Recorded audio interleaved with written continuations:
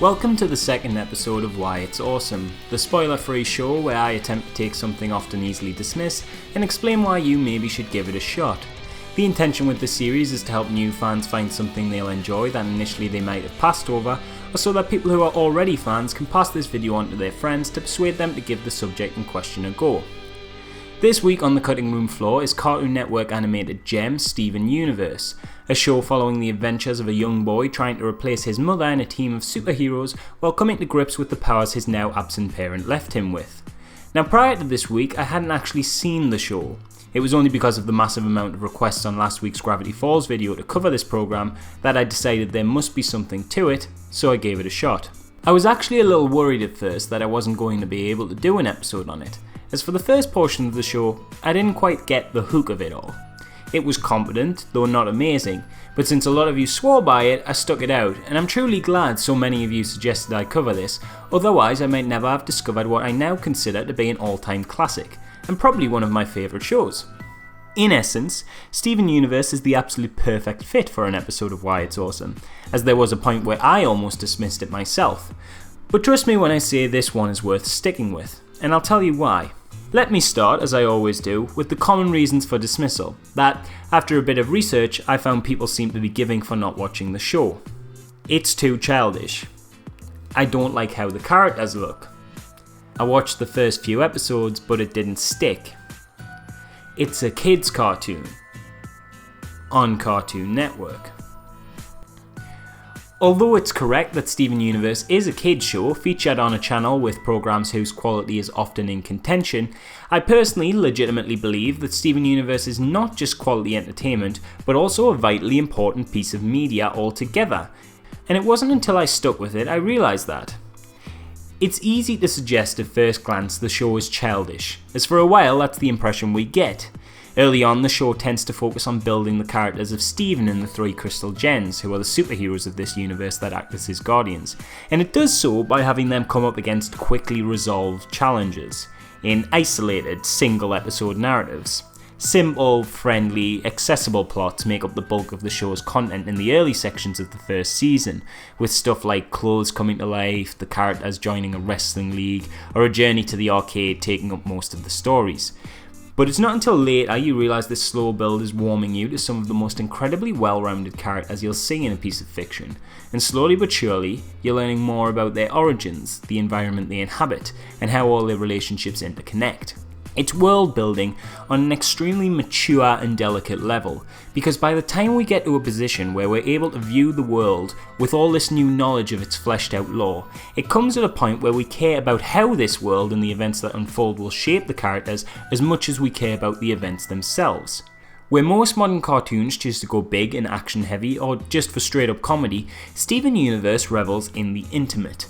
Characters grow and shape through interesting revelations and arcs, and though there is plenty of action and some seriously entertaining high-stakes drama, some of the best moments of Steven Universe come in its quiet, reflective lulls, and there's a reason for this.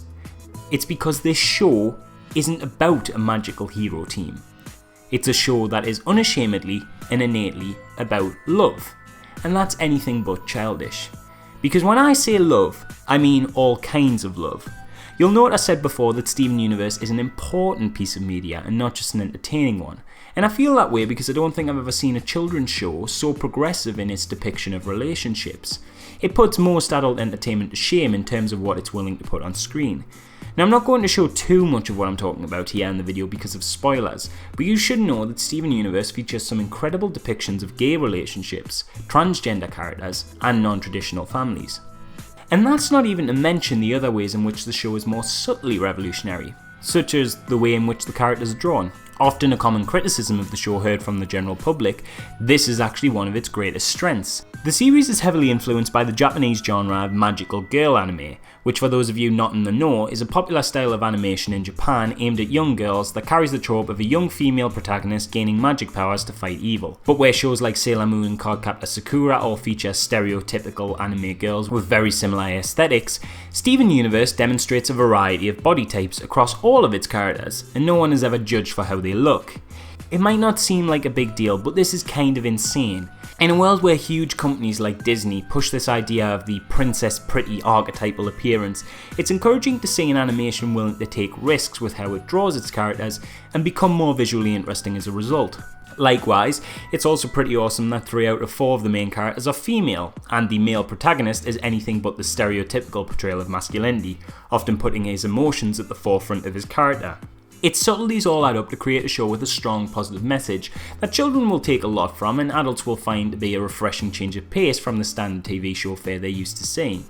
It's truly incredible that a show with the restrictions of being a children's cartoon controlled by a major network manages to creatively write itself into situations where it can subvert the tropes of modern television in new and surprising ways while still telling a story with excellent characters, wonderful world building and an intriguing premise, and for that you should absolutely check this show out, no matter what your age. And if you're one of the people who gave it a try and didn't quite like the beginning enough to stick with it, I'd encourage you to maybe go through a few more episodes. For me, the show's quality didn't sink in till around about episode 25, but from that point on I was amazed to discover some truly wonderful and compelling entertainment, with an excellent soundtrack, some catchy musical numbers and a bucket load of imagination. Oh, and side note, just because it's great, the character Garnet is voiced by Estelle. Yes, that Estelle, who famously sang American Boy with Kanye West. And she is fantastic in this. Garnet!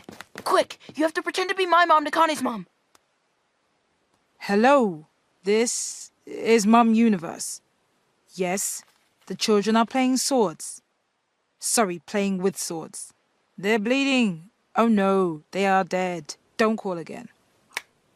Sorry, I panicked.